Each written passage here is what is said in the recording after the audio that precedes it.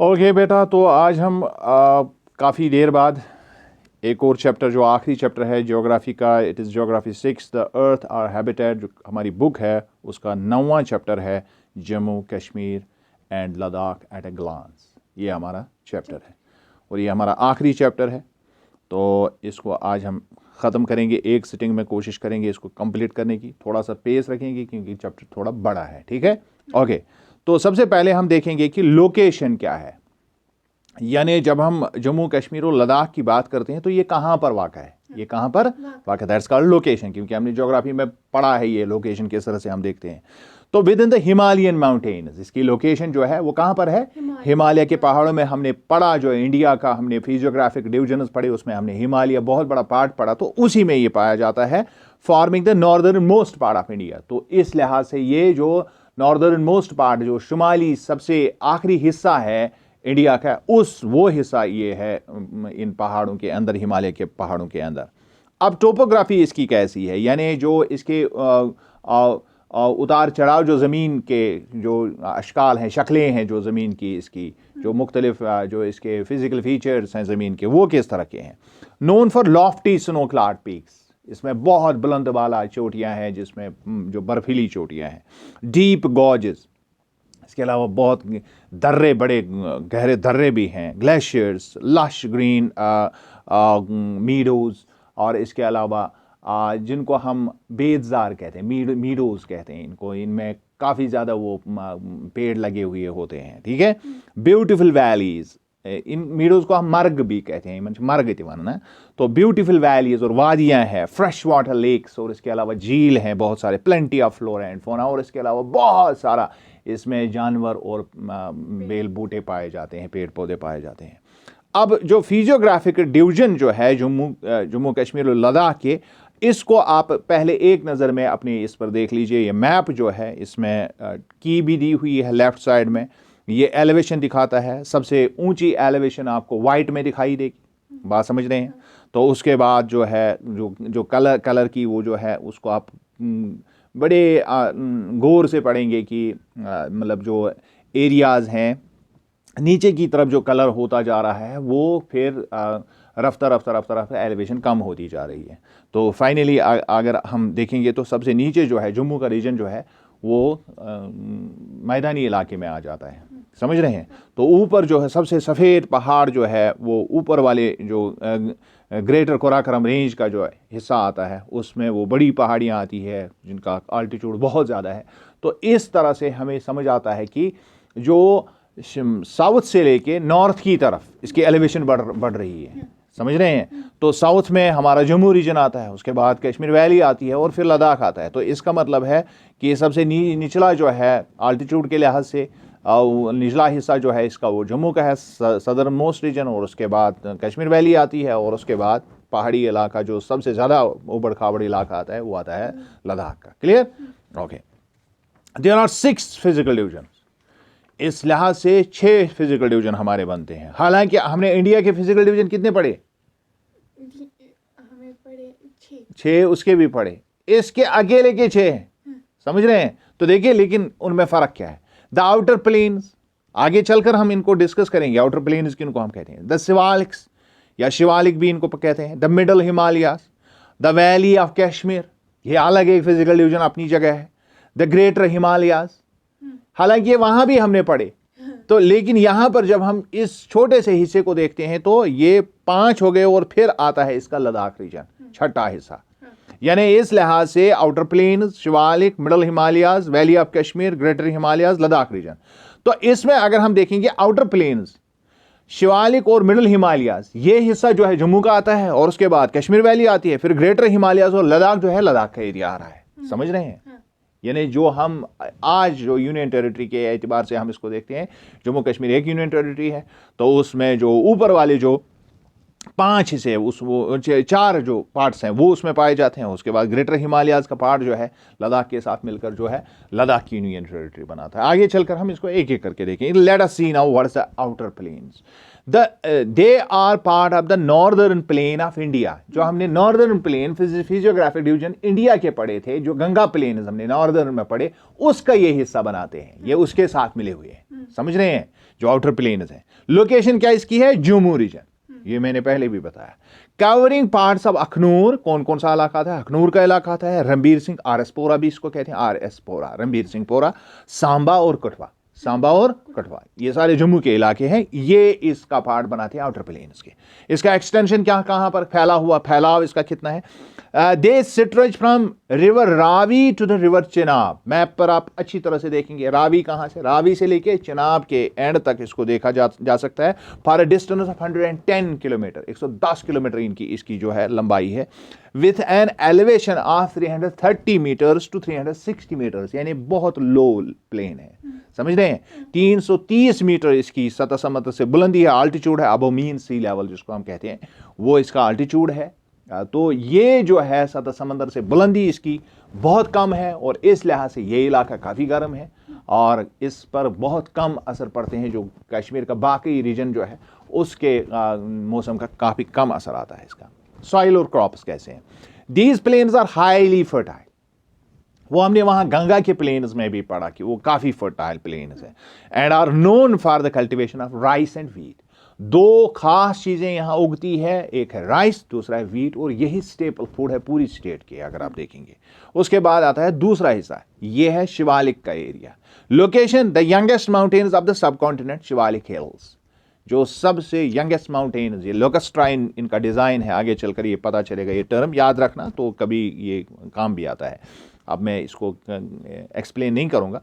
ये बिल्कुल नए सेडिमेंट से बने हुए नए हिमालय के नए एरिया में ये आता है। तो ये एरिया तारीखी एतबार से जो हम जब हम देखते हैं ज़मीन की तारीख को देखते हैं तो उस एतबार से शिवालिक नए पहाड़ माने जाते हैं, समझ रहे हैं। It lies towards the north of the outer plains, ये आउटर प्लेन्स के भी नॉर्थ में आता है, यानी आउटर प्लेन्स साउथ की तरफ एक्सटेंशन है गंगा के प्लेन्स के साथ, तो उसके नॉर्थ की तरफ यानी उसके ऊपर की तरफ जब हम मैप को देखते हैं उसके ऊपर की तरफ ये हिस्सा है।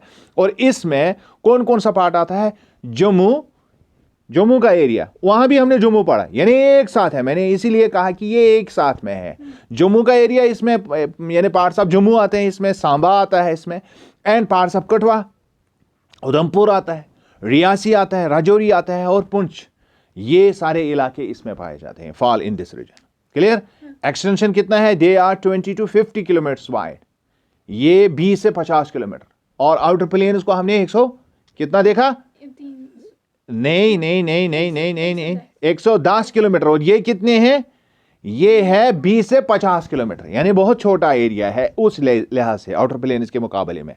एंड 600 to 1220 मीटर्स, यानी उससे दुगनी से भी ज्यादा, यानी दुगनी से ज्यादा स्टार्ट हो रहा है, दुगनी मतलब जो उसकी एलिवेशन है, आल्टीट्यूड जो है, यानी आउटर प्लेन्स बहुत नीचे है और ये एरिया उठा हुआ है बहुत ऊपर की तरफ, तो इसका मतलब पहाड़ी है, समझ रहे हैं, इससे बिल्कुल क्लियर आता है। और फिर ये 1220 मीटर तक पहुंच जाता है, यानी काफी ऊंचे पहाड़।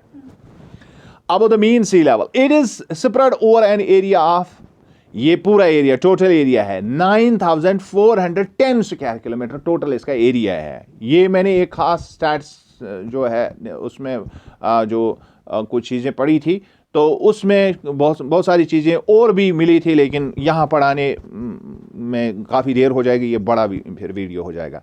जम्मू द सिटी ऑफ, इसके बारे में हम लेटर ऑन बात करेंगे। Jammu the city of temples and the two famous lake Mansar and Surinsar lie in these mountain, इन पहाड़ों के अंदर दो मशहूर झीलें पाई जाती हैं, जिनको एक मानसर कहते हैं और दूसरे को सुरिनसर कहते हैं, और यहाँ पर लोग काफ़ी ज़्यादा जाते हैं इसको देखने के लिए, और अगर ज़िंदगी रही तो कभी मैं ले जाऊँगा आपको।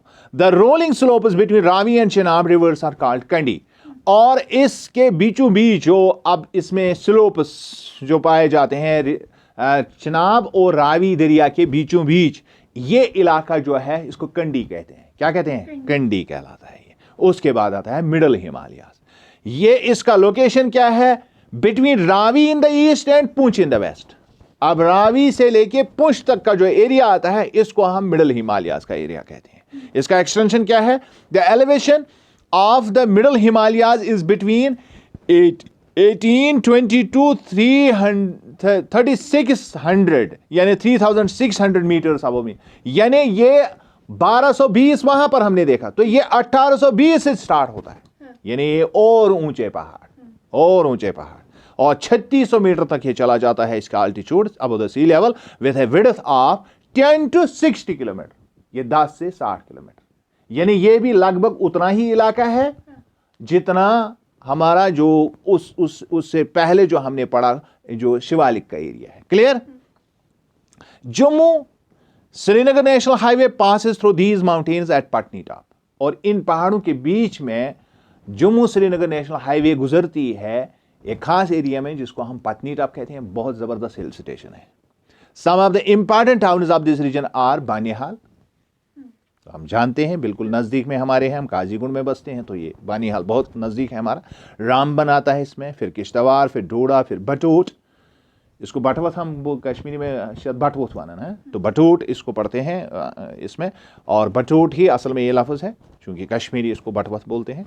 तो एंड राजौरी। क्लियर? तो उसके बाद वेजिटेशन, इसमें कैसे किस किस्म के दरख्त पाए जाते हैं।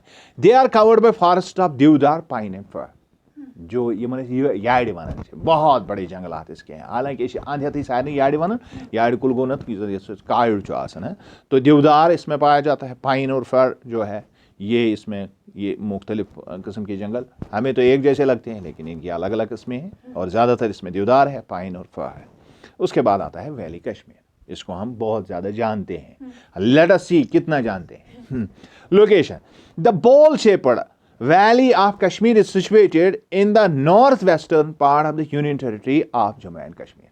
अब ये कहां पर पाई जाती है सबसे पहले हम ये देखेंगे, और इसका जो शेप है that is like a ball, कावल हिस्सी है, यानी हर तरफ पहाड़ है और बीच में ये एक बिल्कुल एक बर्तन की तरह है। समझ रहे हैं?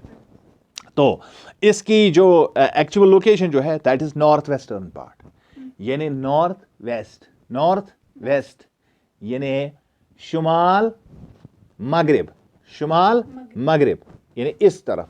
अगर आप वहां मैप पर भी देखोगे तो आपको ये मैप को जब आप सीधे हाथ से देखेंगे तो इसको थोड़ा सा लेफ्ट साइड में आप इसको देखेंगे, यानी इंडिया के लेफ्ट में थोड़ा सा है। क्लियर? सीधे नहीं है, सेंटर में कहीं पर जो ऊपर वाला हिस्सा जो है, जब आप मैप देखोगे इसका कश्मीर का मैप देखोगे, जम्मू एंड कश्मीर और लद्दाख का मैप देखोगे, ऊपर जो हेड की तरह दिखता है इसका इंडिया के मैप का, तो उसमें आपको ये सीधे सेंटर में नजर नहीं आएगा बल्कि थोड़ा सा लेफ्ट की तरफ आपको नजर आएगा। क्लियर? बात समझ आई? Okay. It is flanked by the Pir Panjal range, और इसके गिरदा गिर्द क्या है? पीर पंजाल के पहाड़ हैं, from south and west and the greater Himalayas on the north and east. दो तरफ से पीर पंजाल है, यानी साउथ और वेस्ट में पीर पंजाल है, जो ये वाला पहाड़ी हिसाब देख रही हो। अच्छी वन कदलस पर खासन तो बहुत बड़ा पहाड़ी सिलसिला नजर आता है। और फिर कौन सा इलाका आता है?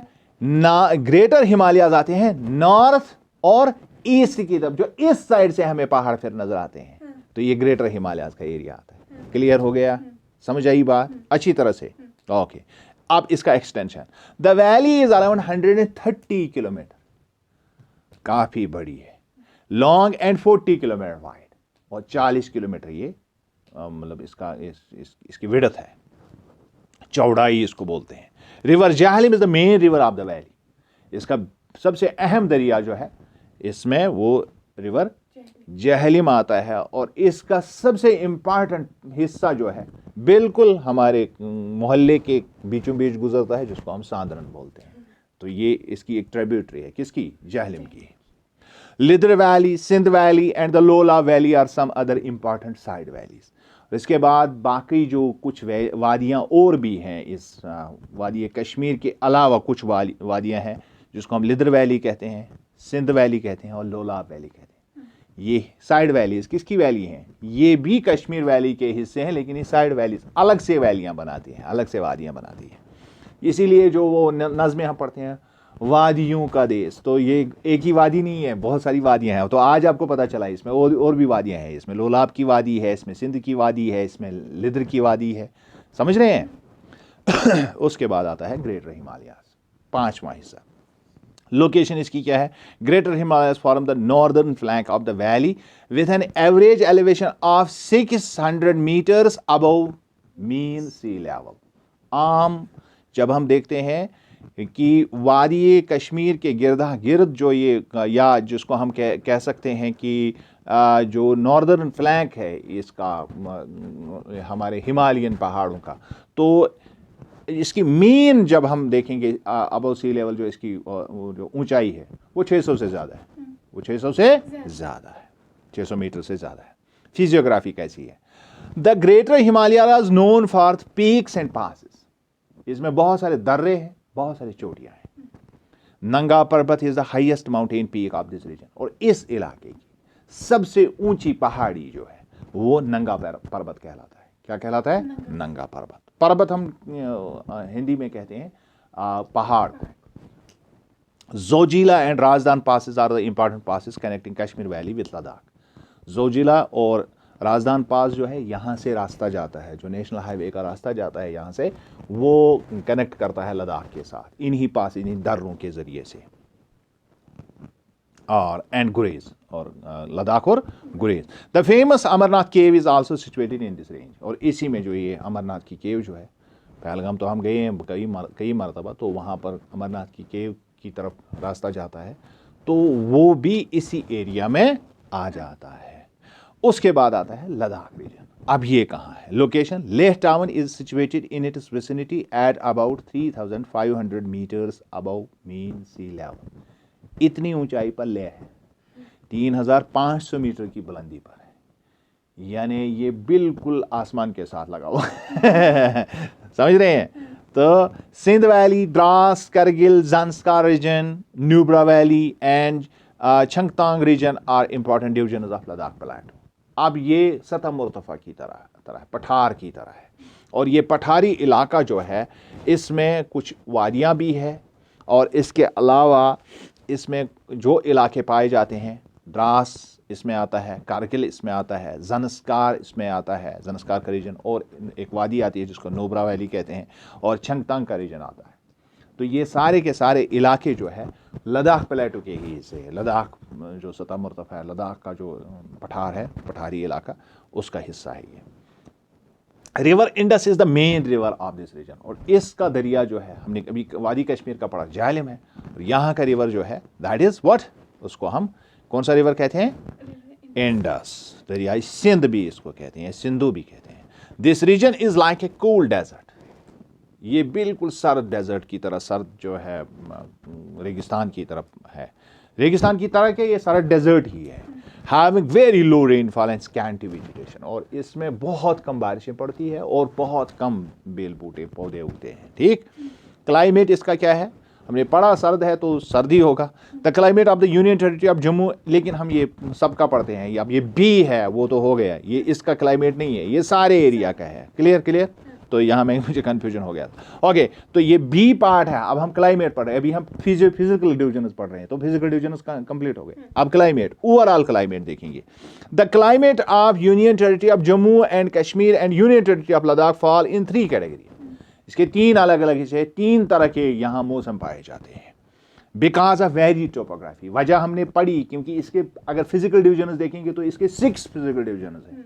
तो जब फिजिकल डिवीजन अलग होता है तो उसकी टोपोग्राफी के हिसाब से ही क्लाइमेट होता है। ये हमने पहले भी पढ़ा है ज्योग्राफी में, क्योंकि टोपोग्राफी बहुत इंपॉर्टेंट रोल अदा करता है, जिसमें आल्टीट्यूड काफ़ी इंपॉर्टेंट होता है। और अब हम मौसम के एतबार से जम्मू कश्मीर और लद्दाख का रीजन हम इसको कहते हैं। अब हम 3 रीजन पर आ गए मौसमी एतबार से। अब फिजिकल डिवीजन 6 है, लेकिन मौसम के एतबार से हम इसके 3 हिस्से करते हैं, यानी जम्मू को अलग रखते हैं, कश्मीर को अलग रखते हैं और लद्दाख को अलग रखते हैं। लेट अस सी जम्मू का मौसम कैसा होता है। The southern part of Jammu reflect a humid sub tropical that is monsoon type climate, जो हमने पहले भी बताया, जिसमें मानसून की हवाएं बहुत अहम रोल अदा करती है। June is the hottest month, और यहाँ पर जून की गर्मी बहुत ज़्यादा पड़ती है, बिल्कुल उसी तरह जिस तरह पूरे हिंदुस्तान में, पूरे इंडिया, सेंट्रल इंडिया में पड़ता है। तो इसी तरह यहाँ जम्मू के एरिया को भी वो जून जो है काफ़ी इफेक्ट करता है गर्मी के एतबार से। With a temperature ranging up to 45 degree Celsius या सेंटीग्रेड, तो 45 डिग्री तक ये चला जाता है। Hot and dry winds locally known as loo blow in afternoon during summer, और मौसम गर्मा में गर्म हवाएं जिनको लू कहते हैं वो बहुत ज़्यादा इस तरह के एक गर्मी की हवाएं उठती है जो लोगों को काफ़ी परेशान करती हैं। बहुत सारे लोग इस लू लगने से मर भी जाते हैं, समझ रहे हैं। तो इससे आदमी को बचना चाहिए, और जब ये लू उठती है तो आदमी को शेड्स में बैठना चाहिए और कुछ जो साए में बैठना चाहिए उस वक्त। January is the coolest month in the plain of Jammu with temperature ranging between 5 to 10 degree centigrade. और फिर जनवरी जो है इसका सर्द तरीन मौसम होता है यहाँ जम्मू के एरिया में, और 5 से 10 डिग्री फिर भी होता है, यानी यहाँ फ्रीजिंग पॉइंट कभी नहीं होता है। समझ रहे हैं। जिस तरह हम कश्मीर की वादी का अभी पढ़ेंगे तो आप देखेंगे कि यहाँ काफ़ी ज़्यादा टेम्परेचर डाउन होता है। यही वजह है कि मैक्सिमम लोग जो है कश्मीर से कहाँ भागते हैं सरमा में, जम्मू, क्योंकि वहाँ पर फ्रीजिंग पॉइंट नहीं आता है, क्रॉस नहीं होती है वहाँ पर। उसके बाद आता है Kashmir. The valley of Kashmir along with some hilly areas of Jammu experience modified climate या मॉडिफाइड टेम्परेचर। अब यहाँ पर जो है कश्मीर में मॉडिफाइड है ये। क्योंकि मॉडिफाइड क्लाइमेट क्यों है? क्योंकि हम देखते हैं कि यहाँ की एलिवेशन अगर कहीं पर तो नीची है, लेकिन यहाँ का जो सराउंडिंग है इसमें पहाड़ी एरिया है, तो उससे काफ़ी ज़्यादा इफेक्ट होता है। समझ रहे हैं। जुलाई इज़ द हॉटेस्ट मंथ। यहाँ जून के बजाय जुलाई में गर्मी आती है, जून के बजाय जुलाई में गर्मी आती है। And January is the coldest month, और जनवरी यहाँ भी काफ़ी सर्द मौसम होता है, which is locally known as period of Chillai Kalan. और ये वाला हिस्सा जो है इसको चलाई कलान बोलते हैं। It's 40 days of intense cold, और इसमें 40 दिन बहुत सख्त सर्दी रहती है। दैट इज चिल्ला हम बोलते हैं 40 को। चिल्ला हम किसको बोलते हैं? 40 को। तो ये 40 दिन की इंटेंस कोल्ड होती है। तो कलान का मतलब होता है बड़ा। तो इसके बाद जो है 21 दिसंबर से 31 जनवरी तक का जो पीरियड रहता है, और फॉर्चुनेटली हम अभी इसी मौसम में इसको पढ़ रहे हैं, और हमें पता है कि बाहर कितना बर्फ पड़ा हुआ है, समझ रहे हैं, और कितनी सर्दी है। अंदर हीटर लगे हुए हैं, वो नीचे कमल जो है वो भी गर्मी दे रही है, उसके बाद भी जो पैर सर्द हो रहे हैं, समझ रहे हैं। तो ये सारी की सारी चीज़ें जो है ये इसको बाकी जगह से अलग करती है कि यहाँ पर ये खास पीरियड जो होता है बहुत ज़्यादा सर्दी का होता है। And temperature during this period can dip down to -10 to -20। यहाँ -भी दर्जे हरारत चला जाता है, और -10 से -20 तक भी दर्जे हरारत हो जाती है, यानी बहुत चिलिंग कोल्ड, बहुत सर्दी। उसके बाद आता है लद्दाख। अब जब हम जम्मू से आ गए किसकी तरफ? नहीं, कश्मीर की तरफ, तो हमने देखा कि टेम्परेचर डाउन हो गया। अब हम यहाँ से और ज़्यादा ऊपर जाएंगे, क्या हो जाएगा? और ज़्यादा डाउन हो जाएगा। ज्योग्राफी समझ आने लगी है। Okay. Ladakh experience very dry climate. अब यहाँ पर वेट क्लाइमेट है, मॉडिफाइड है, क्योंकि यहाँ इस एरिया में इस तरह की बॉल शेप्ड है, हर तरफ जो है बादल फंस जाते हैं और बहुत ज़्यादा बारिशें होती है। और सर्दी के मौसम में जो यहाँ पर ये बारिशें पड़ती है, ये असल में वेस्टर्न डिस्टर्बेंसेस कहलाती हैं। आगे चलकर आपको ज्योग्राफी में पता चलेगा। लेकिन यही हवाएं जब लद्दाख चली जाती हैं तो वहाँ पर ये बिल्कुल सूखी होती है। वजह क्या होता है? उसकी वजह ये होती है क्योंकि ये पहाड़ जो है इसको बिल्कुल चूस के इसमें से वो सारा निकालते हैं, समझ रहे हैं। तो एक फिनोमिनन होता है इसमें कि पहाड़ों पर जो है हाई आल्टीट्यूड जो है वो दर्रे का काम करते हैं, और फिर बादलों को जाने नहीं देते हैं, अपने अंदर ही ट्रैप करते हैं, और उसके बाद उसको सिकीज करते हैं, सारे का सारा मॉइस्चर खींच लेते हैं, और उसके बाद जो सर्द हवाएं हैं वो लद्दाख की तरफ ट्रैवल करती है। इस वजह से वहाँ पर बहुत कम क्या पड़ता है? बारिश कम पड़ती है। ये कूल डेजर्ट इसीलिए है, cool desert conditions prevail in this region. It receives very little amount of precipitation throughout the year. बहुत कम। प्रेसिपिटेशन का मतलब है किसी भी सूरत में जब बादल बरसते हैं तो वो बहुत तरह तरह की सूरतों में बरसते हैं। मिसाल के तौर पर बारिश भी होती है, स्लीट भी होती है, हेल भी होता है, स्नोफॉल भी होता है, बहुत तरीके होते हैं। सबको प्रेसिपिटेशन कहते हैं। सबके लिए एक ही लफ्ज़ क्या है? प्रेसिपिटेशन। यानी चाहे ओले गिरे, चाहे ये बर्फ़ गिरे, चाहे बारिश गिरे, सबको प्रेसिपिटेशन कहते हैं। या और तरह की भी बहुत सारी प्रेसिपिटेशन होती है। Less than 25 centimetre per annum, पूरे साल 25 सेंटीमीटर से ज़्यादा बारिश नहीं होती है। Precipitation is mainly in the form of snowfall, और अगर गिरता भी है तो क्या गिरता है? बर्फ गिरती है। Summers are short and warm, गर्मी बहुत कम मुद्दत तक होती है और हल्की सी गर्मी आती है यहाँ पर। Winters are long and extremely cold, और सरमा बहुत लंबा होता है और बहुत ज़्यादा सर्दी होती है। The coldest place Dras experiences below 40 degree temperature, below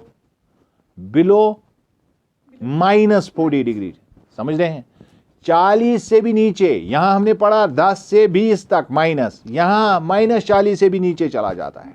यानी अगर हम मुंह से थूक भी निकालें तो उसमें भी शीशर गांठ लगे, वो भी जम सकता है ड्यूरिंग द विंटर्स। क्लियर? अब यहां पर एक फाइल फैक्ट दी हुई है, मैंने आपके लिए वो फाइल फैक्ट बनाई है।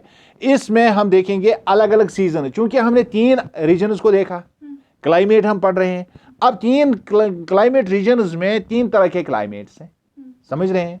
लेकिन अगर हम कश्मीर को देखेंगे तो हमारे यहाँ जो, अगर हम ओवरऑल इंडिया की बात करेंगे तो हम 4 सीजन देखते हैं। लेकिन आप यहाँ देखेंगे कि यहाँ पर अलग अलग क्लाइमेट्स को जब हम देखेंगे तो आपको बड़ा ही दिलचस्प नज़ारा नज़र आएगा कि कश्मीर बिल्कुल अलग है बाकी जगहों से, क्योंकि हमारे यहाँ बहुत सारे मौसम हैं। Let us find out. सबसे पहला जो सीजन है स्प्रिंग का सीजन। स्प्रिंग का सीजन 16 मार्च से 15 मई तक रहता है। 16 मार्च से 15 मई तक। इसके लिए जो नेटिव टर्म, यानी जो लोकली लोग, जम्मू में इसको क्या कहते हैं, कश्मीर में क्या कहते हैं और लद्दाख में लोग क्या कहते हैं। सबसे पहले हम देखेंगे कश्मीर। तो कश्मीर में हम इसको सोंठ बोलते हैं। क्या बोलते हैं? सोंठ। जो 15 मार्च से 16 मार्च से 15 मई तक, इस पीरियड को हम सोंठ बोलते हैं। क्या बोलते हैं? और जम्मू में इसको बहार कहा जाता है, और फिर लद्दाख में इसको स्पिट कहते हैं। लद्दाख वाले इसको स्पिट कहते हैं। Let us come to next one. उसके बाद आता है समर सीजन। ये 16 मई से 15 जुलाई तक होता है। 16 मई से, और कश्मीर में इसको ग्रीष्म बोलते हैं, या गर्म तिश में ऐसे ग्रीष्म वनन क्या वनन गर्म। तो और इसको जम्मू में स्वाहा कहते हैं। क्या कहते हैं? और ये जो लद्दाखी लोग जो है इसको यार बोलते हैं।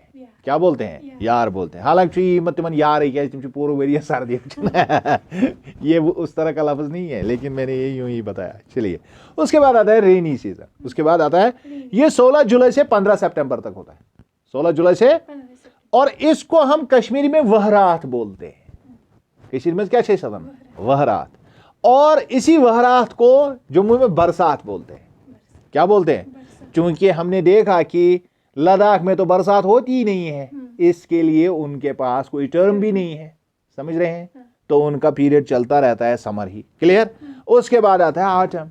उसके बाद आता है ऑटम, यानी अब आ गया वो मौसम जिसमें पौधों के पत्ते झड़ते हैं, फसल की कटाई वगैरह होती है। ये 16 सितंबर से 15 नवंबर तक का मौसम है, और इसको कश्मीरी में हम बोलते हैं हरुद।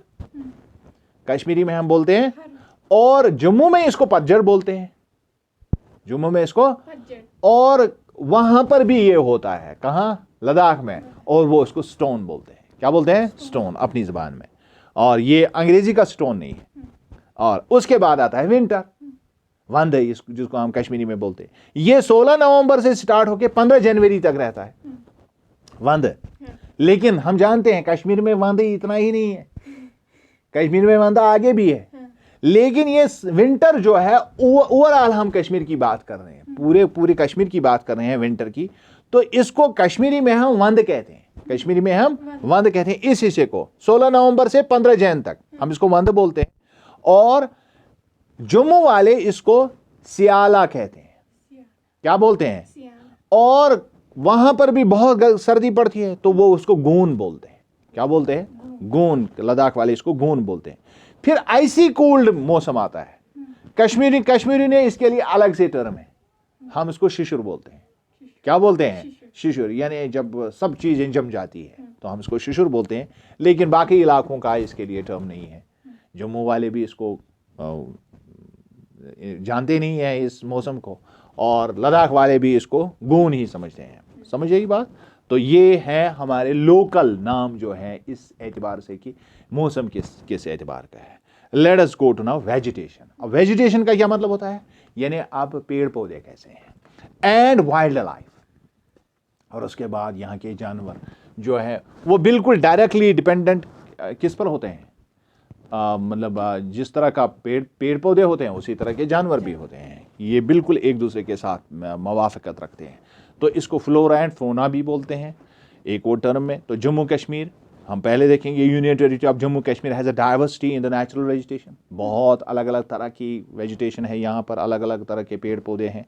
The flora ranging from the lush green alpine pastures, जिनको हम मर्ग में, मैंने आपको बताया था मर्गें बहुत ज़्यादा यहाँ पर हैं जिसमें घास उगती है। तो यहाँ पर एवरग्रीन कोनिफरस फॉरेस्ट्स भी हैं, too evergreen coniferous forests too is found on gentle slopes. फिर जो ढलवान सतहें हैं पहाड़ों की उनमें कोनिफरस फॉरेस्ट्स हैं, जंगलात हैं, यमन यहाड़ी शवाना, और उनसे भरे हुए जंगल हैं of high altitude. Scrub forests cover southern slopes of Shivalik foot hills and DCDS forests cover the southern slopes of Shivalik and Pir Punjab ranges. और उसके बाद जो है एक और तरह के सिक्रब फॉरेस्ट्स जिसमें वो कंडी के एरिया में और शिवालिक के एरिया में तच तिम कैक्टस वगैरह, वो इस तरह के सिक्रब टाइप की झाड़ियाँ जैसी वो बेल बूटे पाए जाते हैं बहुत ज़्यादा। तो इसके अलावा जो है सदर्न स्लोप्स में शिवालिक के में उसमें DCDS फॉरेस्ट्स, यानी वो जिनमें पतझड़ आती है, DCDS उनको कहते हैं, उन पौधों को कहते हैं जिनमें पतझड़ आती है। तो ये इस तरह के बहुत सारे अलग अलग किस्म की वैरायटीज़ यहाँ दरख्तों की है। The common type of trees found in Jammu are kikar, that is acacia, kikar का दरख्त होता है, ये इसमें पाया जाता है। और बेर का दरख्त आता है, शीशम आता है, पीपल आता है, बेनियान जिसको बरगद भी कहते हैं, मैंगो और palm. Clear? The common types of trees found in Kashmir. अब हम कश्मीर में, इसमें चीड़ आता है, देवदार आता है, सिप्रस आता है, मैपल आता है, ओक आता है, वालनट आता है और पॉपलर आता है। इसके अलावा इलम वगैरह या जो विल्लो वगैरह ये भी आती है, मैंने मेन टाइप्स बताए, ठीक है। उसके बाद आता है Ladakh. The high altitude desert land of Ladakh owing to low rainfall is largely dominated to xerophyte vegetation. अब अगर हम लद्दाख की बात करेंगे तो यहाँ पर बारिशें कम पड़ती है और पौधों के लिए बारिशें बहुत ज़्यादा ज़रूरी होती है, लिहाजा यहाँ वो दरख्त उगते हैं जिनको हम ज़ीरोफाइट कहते हैं। ज़ीरोफाइट उनको बोलते हैं जिनको पानी की बहुत कम ज़रूरत पड़ती है। तो ये ज़्यादातर यही, मतलब वो कैक्टस प्लांट्स वगैरह इसकी ज़्यादा है। लेकिन बहुत सारे दरख्त भी, छोटे मोटे दरख्त, जैसे यहाँ बहुत ही दुनिया भर में मशहूर है यहाँ की जो जिसको हम बोलते हैं जैसे चेयरवनच है, खोबानी। तो खोबानी के काफ़ी दरख्त यहाँ पाए जाते हैं। The natural tree elements are largely absent except for the more humid regions of Nubra valley and all river valleys present in Ladakh. ज़्यादातर यहाँ पर दरख्त नहीं पाए जाते हैं उन इलाकों के बगैर जहाँ पर पानी के दरिया बहते हैं। तो वहाँ पर यहाँ ये बड़े जो हैं ट्रीज़ जो हैं वो पाए जाते हैं, खासकर न्यूब्रा वैली में और लद्दाख के उन हिस्सों में जहाँ पर दरिया बहते हैं या जो ह्यूमिड एरिया है जहाँ पर काफ़ी अच्छी नमी रहती है। The common type of trees found at higher altitudes of Ladakh are junipers, firs and rhododendrons. ये एक तरह के दरख्त हैं वहाँ पर। The main types of forests found in the Union Territories are, अब अगर हम टाइप्स की बात करेंगे तो हम टाइप्स में बोलेंगे सब ट्रॉपिकल ड्राई DCDS फॉरेस्ट, पहला टाइप आता है। ये ओवरऑल जो बड़ी लेवल पर हम इनके अलग अलग किस्में बोलते हैं, इन वेजिटेशन की जो अलग अलग किस्में आती है। तो पहला आप याद रखेंगे सब ट्रॉपिकल ड्राई DCDS फॉरेस्ट्स, दूसरा सब ट्रॉपिकल पाइन फॉरेस्ट्स, फिर तीसरा आता है हिमालयन मॉइस्ट टेम्परेट फॉरेस्ट्स, फिर आता है हिमालयन ड्राई टेम्परेट फॉरेस्ट्स, फिर आता है अल्पाइन फॉरेस्ट्स। इसको इसी तरह याद रखना है, इसको और ज़्यादा मतलब खींचने की ज़रूरत नहीं है, दिमाग में रखना। और ये मतलब अभी आपके दिमाग में उस तरह से इसको रखने की ज़रूरत नहीं है कि हम इसको एक्सप्लेन करें। फिलहाल फिर मैं एक मरतबा पढ़ूंगा, सब ट्रॉपिकल ड्राई DCDS फॉरेस्ट्स, सब ट्रॉपिकल पाइन फॉरेस्ट्स, इनकी एक्सप्लेनेशन हम कभी पढ़ेंगे इंशाल्लाह आगे चलकर। मैं आपको बताऊंगा, ये समझाऊंगा कि इनको इस तरह का नाम क्यों दिया जाता है, ज्योग्राफी में क्या मतलब होता है इस तरह के दरख्तों का। Himalayan moist temperate forests, Himalayan dry temperate forests, alpine forests. Clear? Economic importance of forest. अब फॉरेस्ट बहुत ज़्यादा ज़रूरी है और हम समझते हैं कि इक्तिसादी तौर पर वो मुल्क जो होता है ये रिच समझा जाता है जिसके वैरायटी ऑफ फॉरेस्ट्स पाए जाते हैं, और फॉरेस्ट बहुत बड़ी दौलत होती है और हर तरह से ये इंसानों को मदद करती है, इंसानों को ही नहीं बल्कि जो वाइल्ड लाइफ है उसको भी काफ़ी ज़्यादा मदद करती है। Many people earn their livelihood from the forest based industries. बहुत सारी फॉरेस्ट बेस्ड इंडस्ट्रीज होती है जिनसे हम काफ़ी ज़्यादा पैसा कमाते हैं और बहुत सारे लोग इससे अपना जो है घर चलाते हैं। The willow, walnut and mulberry trees provide raw material required for the development of supports goods, furniture, wood artifacts and apiculture. यहाँ कश्मीर में हम देखते हैं कि खासकर यहाँ विलो पाई जाती है जिसको हम वीर बोलते हैं, यथेसी विड़ वन पन्निस एरियास में पन्न वीर वन मेन कशरस में। तो वॉलनट डून कुल यथ डून कुल वन पन्निस एरियास में, मलबरी यथ तुलकुल हम बोलते हैं इसको, शहतूत का दरख्त होता है ये। तो ये रॉ मटेरियल प्रोवाइड करता है, सपोर्ट्स गुड्स हम बनाते हैं विल्लो से, और इसी तरह फर्नीचर वॉलनट से बनता है या वुड आर्टिफैक्ट्स वॉलनट से बहुत ज़्यादा बनते हैं। और उसके बाद एपिकल्चर जो हम यहाँ पर करते हैं, जो अब्रेशम का जो सिलिक वर्म्स को पाला जाता है, तो वो इसी से निकाला हुआ जो मलबरी के ट्रीज से जो पत्ते लिए जाते हैं उनसे उनको पाला जाता है और उससे बहुत ज़बरदस्त सिलिक बनती है।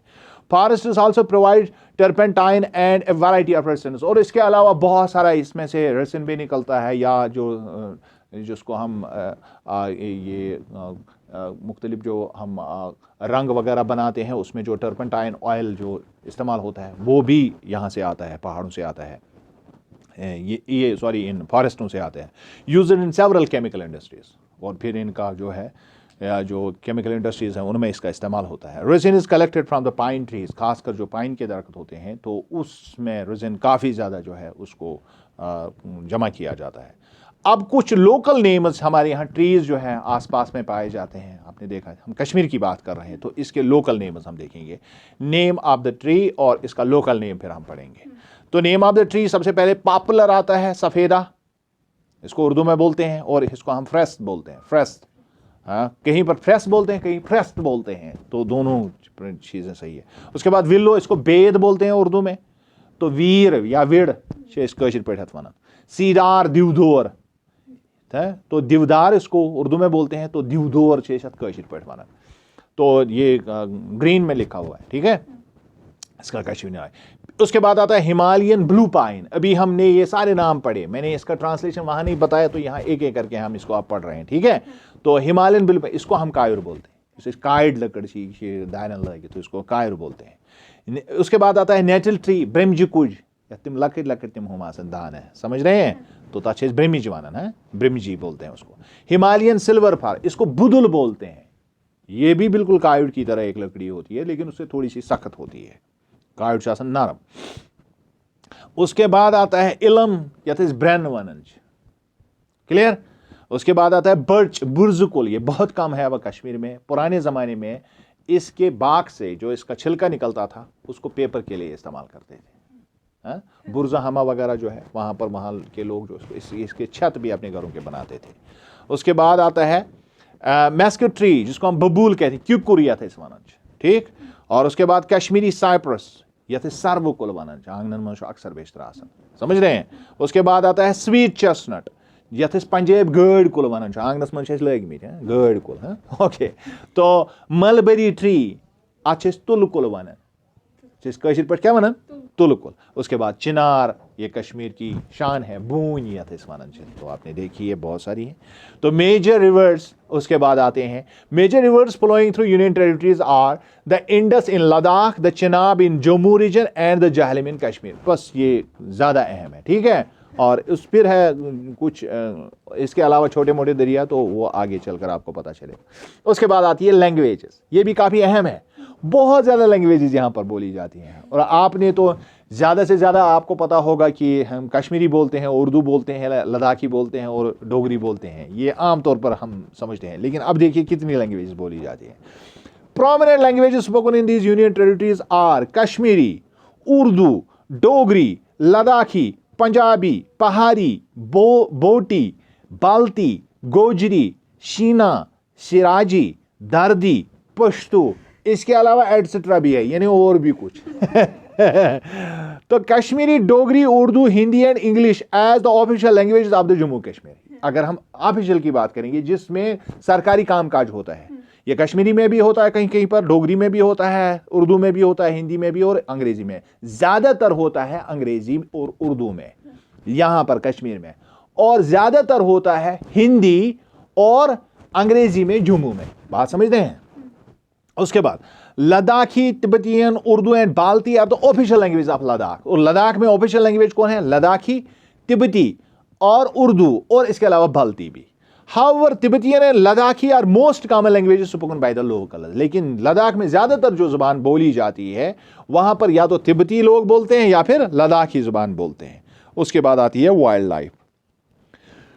Wild life in the entire reason is colourful and diverse. बहुत तरह तरह के जानवर यहाँ पाए जाते हैं। जम्मू एंड कश्मीर में हम देखेंगे ब्लैक नेकेड क्रेन होता है, ये में से राजो होंस बनन छे, ये एक जबरदस्त किस्म का सारस होता है। पीकॉक ये जम्मू में पाया जाता है। Ducks, parakeets, cranes, pigeons are some birds inhabiting the forests and wetlands of the union territory of Jammu and Kashmir. हम जम्मू की भी बात कर रहे हैं, कश्मीर की भी बात कर रहे हैं। Some of the prominent animals found in Kashmir are hangul, markhor, Kashmir musk deer, serow, snow leopard, Himalayan tahr etcetera. और Dachigam national park is in Srinagar is abode of hangul. ये रेयर किस्म का एक डेयर है जिसको हम हांगुल बोलते हैं, कश्मीर के अलावा कहीं नहीं पाया जाता है। और इसके लिए जो यहाँ पर एक नेशनल पार्क बनाई गई है दाशीगम श्रीनगर में, तो वो मशहूर है पूरी दुनिया में इस हांगुल के लिए। It is the rare and unique species of deer not found anywhere in the world. कहीं पर ये हांगुल पाया नहीं जाता है। वारिया चीज तिम काशरन मज यम कुनी जाए।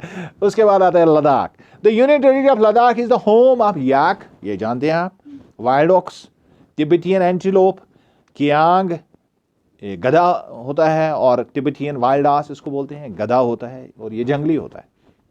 आइबिक्स, और उसके बाद bear, snow leopard and very rare red panda यहाँ पर पाया जाता है। रेड पैंडा एक होता है वो चाइनीज़ का पैंडा, वो नहीं, यहाँ एक खास किस्म का पैंडा पाया जाता है जिसको रेड पैंडा का, ये लेकिन ये रेयर है, उतना ज़्यादा दिखाई नहीं देता है। उसके बाद black necked crane, golden eagle, Himalayan vulture, bar headed goose, उसका बिल्कुल जो सिर है बिल्कुल नंगा होता है। Himalayan snowcock and Eurasian eagle owl are some important birds found in Ladakh. इसमें जो मैंने ये पूरी इन्फॉर्मेशन दी है आपकी बुक में बहुत कम है, मैंने निकाल के ये इन्फॉर्मेशन लाई है और ये खास है, और यहाँ पर आपको ये इतना सारा नहीं मिलेगा। उसके बाद आती है एक्सरसाइज, हम जल्दी करने की कोशिश करेंगे ताकि ये ख़त्म हो जाए। हालांकि हमारे अपने 40 मिनट तो हो गए, 42 मिनट हो गए, लेकिन हम इसको 10 मिनट में और ले लेंगे तो ख़त्म करेंगे। What are the various physiographic divisions of the union territories? तो बहुत आसान है। The outer plain is the Shivalik, middle Himalayas, the valley of Kashmir, the greater Himalayas and the Ladakh region are the various physiographic divisions of Ladakh and Jammu and Kashmir. इसमें तो 6 के 6 लिखने की ज़रूरत नहीं है, कुछ एक लिखना है। उसमें जम्मू, कश्मीर और लद्दाख को आप ज़्यादा याद रखेंगे और बाकी तो आसान है। क्लियर? उसके बाद name the important rivers flowing through the union territory of Jammu and Kashmir and the union territory of Ladakh. अभी हमने ये पढ़ा। Major rivers flowing through these union territories are the Indus in Ladakh, the Chenab in Jammu, Jhelum in Kashmir. Clear? आसान है ना, बिल्कुल कोई मतलब इसमें ज़्यादा मसला नहीं है। What are the languages spoken in different areas of the union territories of Jammu and Kashmir and union territories of Ladakh?